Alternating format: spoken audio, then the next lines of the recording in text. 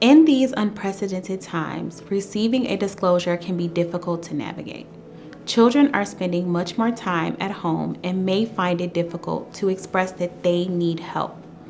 While we may face different challenges when a child discloses, it is important to always remember that you are that child's opportunity for help and support. Here are helpful ways to handle a disclosure from a child in need. First, say, "I believe you." Most often, the abuser uses the fear of disbelief to silence the child. Coming forward to disclose sexual abuse is very scary for children. It means that the child has made the choice to break their silence despite having been encouraged and conditioned to keep the abuse secret. Be aware. In these times, receiving a disclosure is most likely to occur virtually. Children may find it difficult to create a safe, quiet, and confidential environment. The child may have concerns such as talking to someone at home or may possibly live with their abuser. Being aware of nonverbal and verbal cues are essential in making sure that the child is safe to ask for help.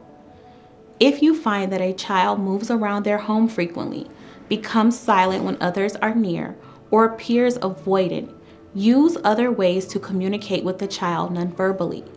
If your communication platform allows, ask the child to use the chat to gather information about the child's immediate safety. Try to use closed-ended questions to assess if the child is living in an environment that the abuse can continue. For example, are you safe at home? Or does the person that hurt you live with you? These questions are important when needing to get other agencies involved.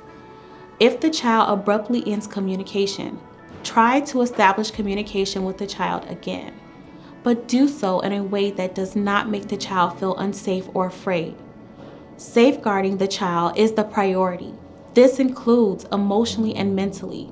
A child that feels that they may not be safe if someone in the home hears them may shut down or deter from the disclosure. It is important that everything is done to get enough information to intervene to keep the abuse from continuing. However, follow the child's lead. If they express a lack of safety, please do not push the child to give more information.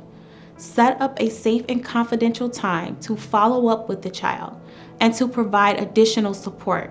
Provide encouragement. Take special recognition of how brave the child is for disclosing. Tell the child how proud you are of them for coming forward and asking for help. This is a time to celebrate the child's courage and strength. This also helps to empower them. Reinforce how telling means they know what the abuser did was wrong and they spoke out against it. Remind them that this is not their fault, that what was done to them was wrong and they did not cause the abuse. Provide reassurance. Let the child know that you will do everything you can to keep them safe. Try to answer questions that the child may have about what is next. Be honest and as transparent as you can, but also be sure not to make any promises. Knowing what happens next is a great concern for children who disclose. They may have specific questions about the process of reporting or what will happen when their parents hear about the abuse. Try to provide information at an age-appropriate level about the next steps that will be taken to assure the child's safety. Report the abuse. After gathering information, it is important to report the abuse to the necessary agencies. You are a mandated reporter. This means that you hold a legal obligation to report to DCFS any suspicions of child endangerment. To be cautious, it is encouraged that any signs of abuse, no matter what the circumstances, is reported, even if the child does not disclose. Allow the agency to inform you if they deem that the disclosure should be investigated further. You must contact DCFS if the abuse involves a parent or their romantic partner, an immediate relative or someone living in their home, a caretaker, such as a babysitter or daycare worker, or any person responsible for the child's welfare, such as a healthcare provider, educator, coach, or youth program volunteer.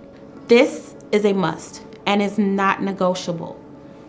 After any disclosure or upon suspicion of abuse, contact the Illinois Department of Children and Family Services at 1-800-25-ABUSE.